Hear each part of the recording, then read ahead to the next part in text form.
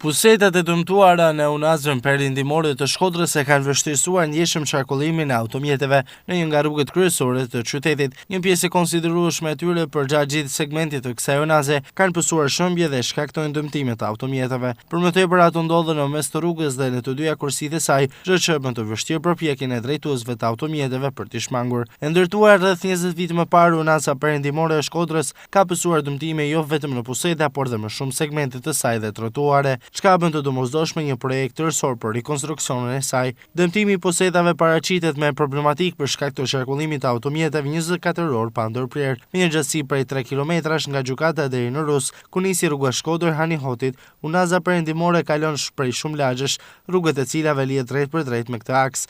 Ky fakt e bën më të qartë rëndësinë e saj duke shërbyer drejt për të paktën 1/3 e lagjeve të Shkodrës, pa llogaritur fluksin e automjeteve të aksit Shkodër-Hani Hotit dhe Anasjeldas. Por në këtë kushte gjendja e pusetave përkeqësohet vazhdimisht. Kjo unazë nuk mund të përgjigjet fluksit të këtij qarkullimi.